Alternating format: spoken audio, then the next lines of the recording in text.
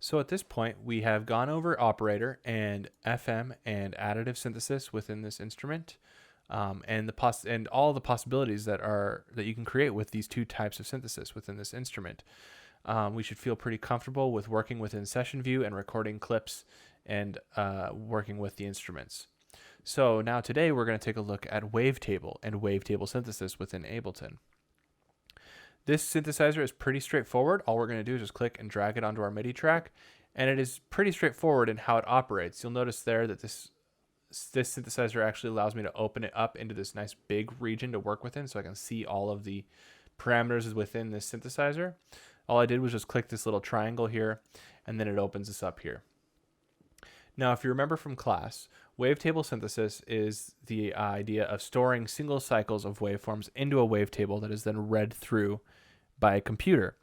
And oftentimes what these do is they'll actually store several copies of a cycle or several cycles from either different waveforms or different positions within the waveform in a wavetable, so that way you can then fade in and out of those waveforms within the wavetable and really kind of fine-tune the sound that you want to work with.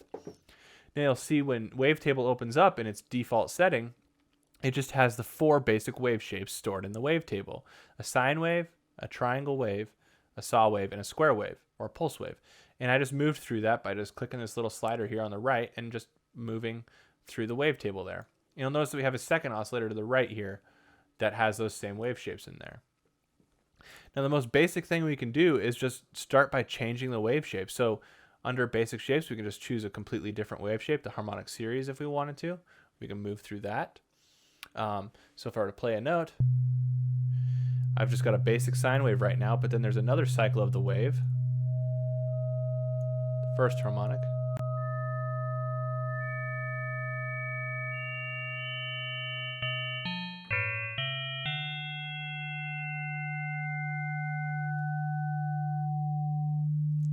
So essentially what we've got here is we've got at the start of the wave, we've got a single cycle of a sine wave. We've got a single cycle of the wave at 1 harmonic, a single cycle of the wave at 2 harmonics, so on, and so forth, to get more complex waveforms. And this way we can move through these waveforms as we want to. And we can actually control this parameter with one of the many control devices within the synthesizer. You'll see that we have 3 envelopes that we can work with. We've got an amplitude envelope and then 2 other non-defined envelopes. We can set them to whatever we want. And we also have 2 independent LFOs. So for instance, we can set this LFO to control the position of this wavetable. And we do that by if we go to this modulation matrix down here on the instrument, this shows us all of our control parameters, and then you'll see that targets will start to populate here. Once you click on a target, it'll populate down here in the bottom, so I can click on that and it'll click there. Or I can click on Oscillator 2 and we've got that target there, and I can click on LFO and we've got the LFO there as well. And I can just keep clicking through to change the targets and where I want anything to go within this matrix. So I'm going to go back. We want to modulate the position of this waveform with LFO1. So LFO1, let's go ahead and just turn that modulation on. And if we play that note, this waveform will modulate. So we'll move through that waveform. Now, the most common use of wavetable synthesis, well, I guess not the most common, but very commonly used, is to create nice backgrounds or soundscapes or something that has got a nice rich background to it. So we might set a nice low LFO rate.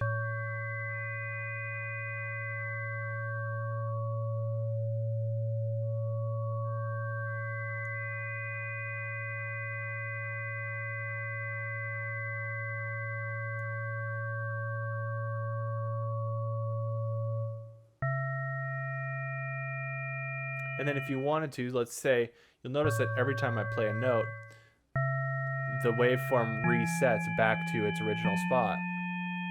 So for instance, what I could do is I can turn off retrigger, which means that it's not going to retrigger the LFO at the beginning every time I play a new note. It's just going to constantly move through that wavetable. So if I turn that off and then play a note,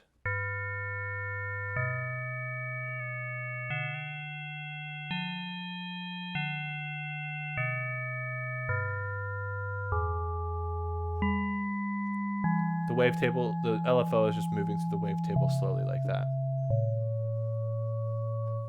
And then we can choose more complex waveforms if we want to. We've got a whole library that we can choose from here. So we can go into, let's say we want to mess around with some, so we want to see some vintage stuff here. Dual saw, so let's just see what that sounds like.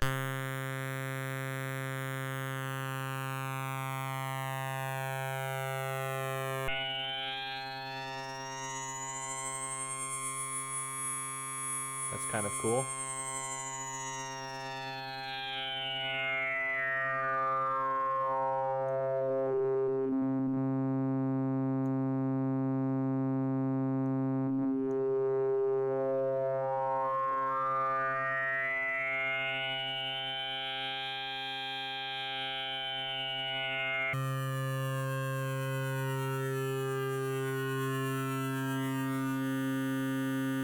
Or we can go down here and let's say we want to do something maybe with like a Formant, which Formant has to do with like the shapes of the mouth and stuff like that, and a lot of vowel stuff.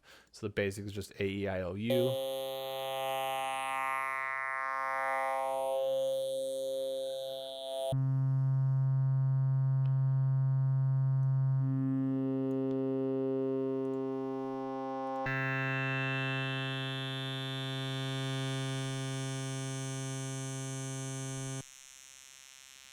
That was not very fun.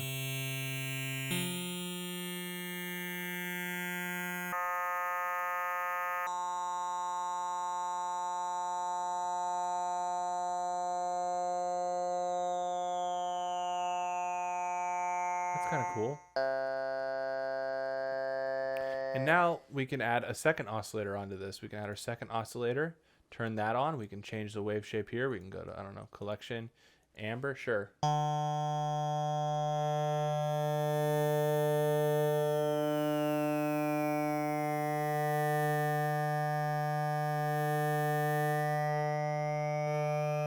Let's say we want to set the second LFO to control the position of this oscillator. We can set that too. Set that here, control that. And let's say we don't really want it to be too crazy.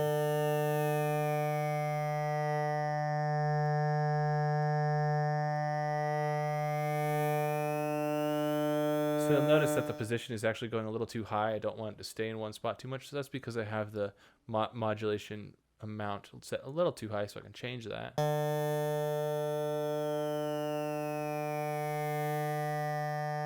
There we go. That's kind of cool.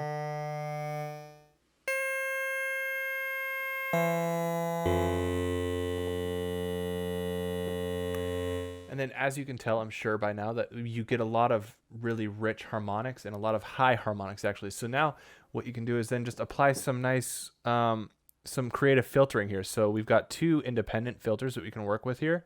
So we've got one, we can mess with the frequency just by clicking and dragging. That moves frequency and resolution. And then we can turn a second filter on that can move either independently like that, or we can set it to move, or sorry, that's moving dependently, but then we can set it to just move however we want, like that. And it's kind of cool. You can kind of get some different types of filtering going on there, some like almost ramping stuff and all that stuff. Get a nice notch in there if you wanted to, and all of that stuff. So if we mess around with that some more,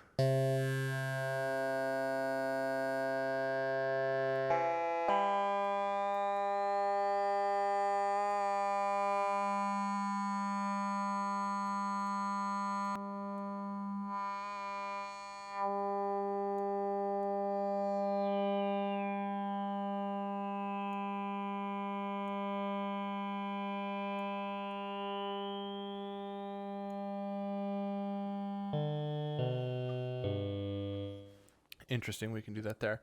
And then we can even take one of these envelopes. So for instance, we can take envelope 2 and we can set that to control something. We can set an attack and delay, decay, and then the sustain it, whatever. And we can set the envelope 2 to control the frequency of filter 1. We just click on it. We've got the filter frequency there. We can say bring that down. And then let's say we want that to loop. So we want that envelope to repeat. So we'll go ahead and shorten that decay up, not 4 seconds. We'll just do something like that. a little bit longer of an attack. And we'll set that to loop. So now if we play it,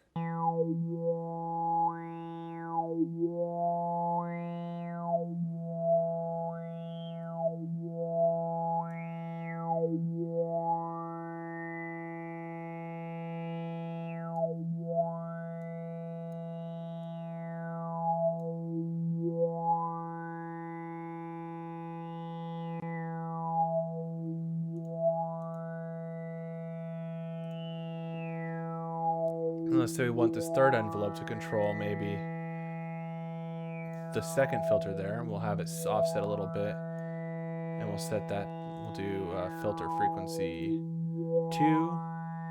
Filter frequency 2. We've got that in the modulation matrix here.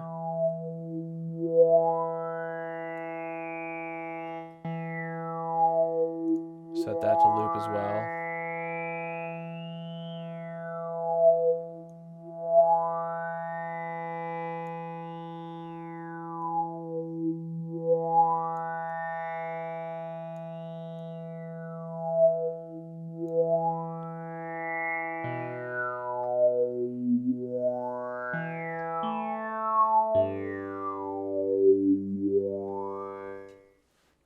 And we've got a whole myriad of wave shaping things we can do there. We can keep messing with that. And then down here, what's really cool is this little Unison thing. This essentially allows you to duplicate the synthesizer and kind of mess with how many different, how many voices you have going on, and like the detuning of it a little bit. So let's just mess around with that. So if we click on shimmer, check out how much this sound changes.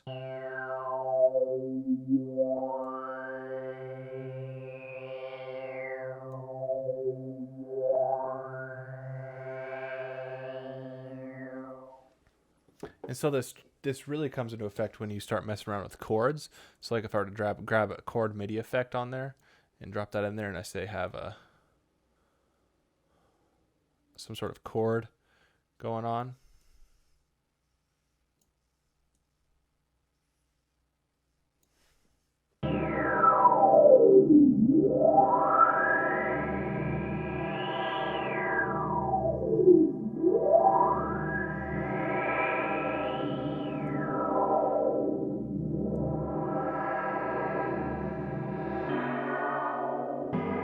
You can change the number of voices.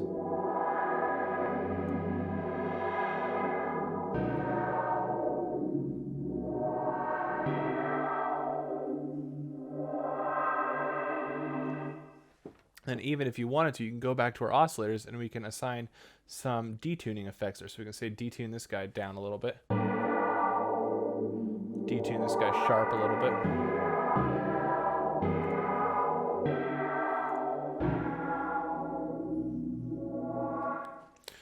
And so on and so forth. So essentially you've got two wavetables you can mess around with here if you wanted to. And then you've got an amplitude envelope that you can adjust as you wish. So we can say, move that amplitude up a little bit, have a nice little bit of a longer decay.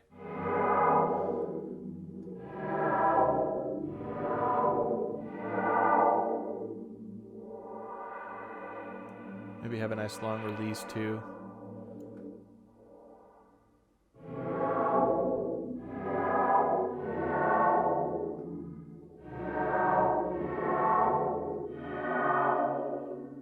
Or you can also double the pitch at the octave below it to give it some bass and sound to it.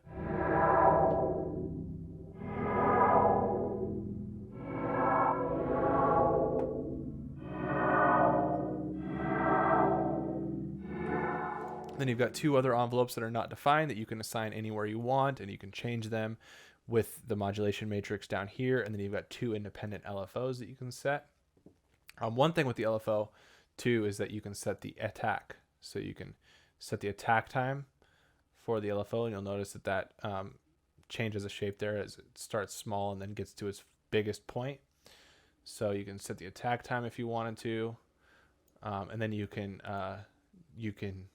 link it to your project with the little note here. Let's go from hertz to notes. So the rate is 1/8 note. Change that down to all the way to whatever you want. So that way it's synced to whatever your project is.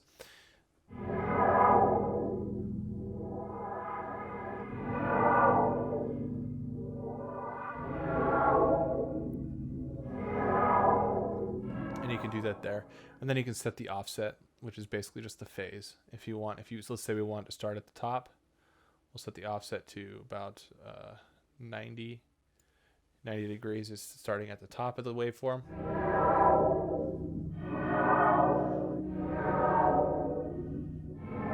So let's say this second LFO, we want to be a ramp down and then jump back up. So we can set the offset to start at the maximum, which is 180 degrees, and then it's going to slowly go down, and it's going to keep doing that. So we can set our position back up to the top, change our modulation to down, or actually no, whoops.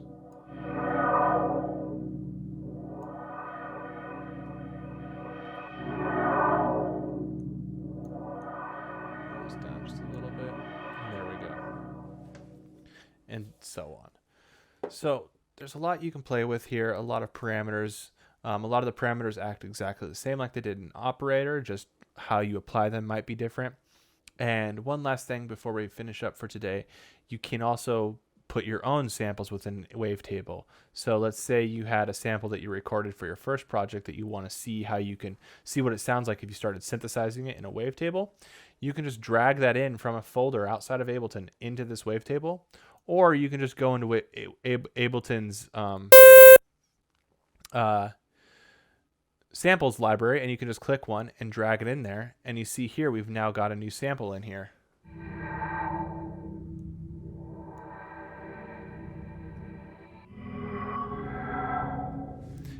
And you can do that for almost any sample that you want, and that can get really interesting for you, especially when you start messing with stuff that you've recorded yourself.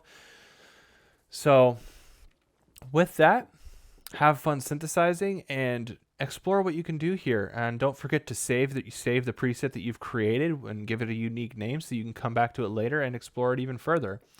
For further information about this, Ableton's website has a lot of great information and a lot of great tutorial videos with regards to Wavetable and all of its other features. So check that out. And I'll see you guys in the next one.